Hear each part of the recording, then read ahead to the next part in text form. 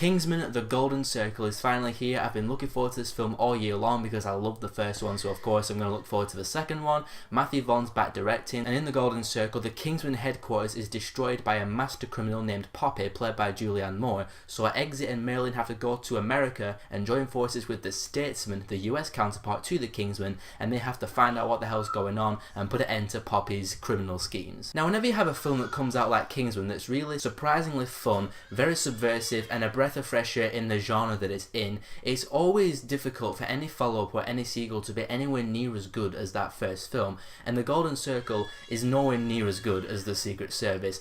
I was a little disappointed with The Golden Circle, unfortunately, but it's still an entertaining film. I wasn't sat in the cinema hating myself watching this film. I overall had a good time. It's just there were elements to this film that just bogged it down for me and didn't make it as fun as the first one. What I liked about the film first, I thought all the acting was great. Taron Egerton was really good. Colin Firth, it was great to see him back in the film. All the cast was really good in this film, and the action, I was going into this film and I read some things that some people said, saying that it was like really over the top and just like absurdly ridiculous, but I didn't really feel like the action was so insanely over the top and ridiculous. There were a few action scenes that were special effects heavy, so maybe that's what people are talking about when they say it's over the top, but there were some good action scenes as well, where it's actually people on the ground shooting other people in pretty badass fashion. And it's the same kind of stylish and violent bloody action that you saw in the first Kingsman film. There's nothing like the church scene in this film, which is something that I want to talk about. Matthew Vaughn said like a while ago in an interview that writing this film was very tough because, again, when you have a film like Kingsman, then you have Kingsman 2, people will want to see things that they saw in the first one, but they want to see something different at the same time. And I thought Matthew Vaughn did a pretty good job of balancing that out, because you got what you liked in the first film, you know, the stylish action, the cool characters, and the awesome gadgets and whatnot, but you also have some new stuff in there as well. Like the first film had a bit of an entirely British flavour to it, more or less, and this film definitely has some British flavours in it, but it has a lot of American flavour to it, with the Statesman and then going over to America. So I've got to give Matthew Vaughn credit in that sense. This film didn't feel like a carbon copy of the first one. Like I said earlier, there were elements to this film that just bogged it down for me. One of them being, you remember the Swedish princess at the end of Kingsman: The Secret Service? Of course you do.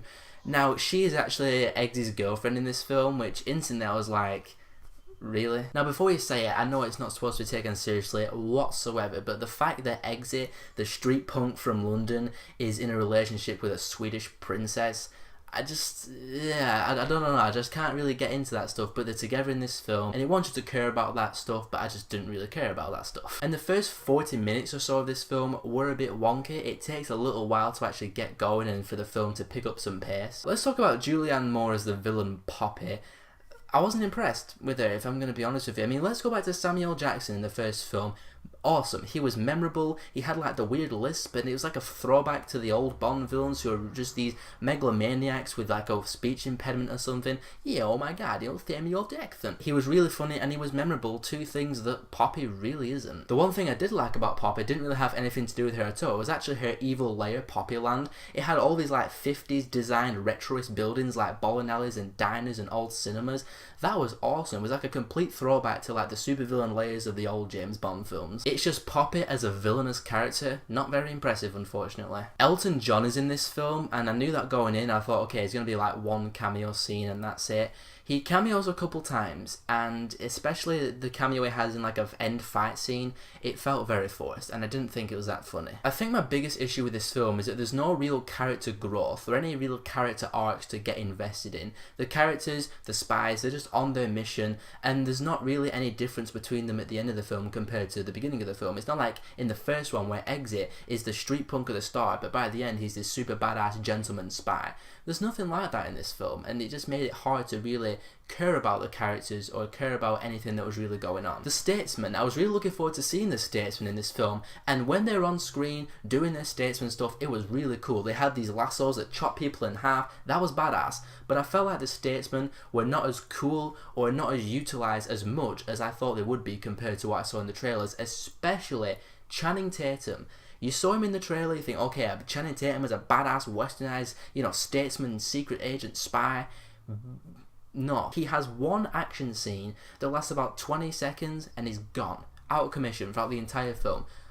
I don't know why they did that. Stop doing that with characters. It's Captain Phasma all over again. And the same thing sort of with Pedro Pascal's character. He was cool. He had a lot more to do than Channing Tatum, but not as much to do as I thought he would from the trailers. I feel like I'm coming across very negative in this video, but I need to emphasize I did enjoy this film overall for what it was. It is fun, it's enjoyable enough, it had some good homages to the spy genre, it is well acted, the action is very stylish and fun, be it a bit special effects heavy sometimes, and all the other elements that I spent this entire video talking about. Overall, I'm going to give Kingsman: The Golden Circle a 3 out of 5. It is disappointing to give it that low of a rating, but that's how I felt walking out of this film. But more importantly, what did you think of Kingsman: The Golden Circle? Did you like it more than the first one, or vice versa? Whatever your thoughts are, let me know in the comments below. And if you want to see more of my stuff, be sure to subscribe, and I'll see you all in the next video.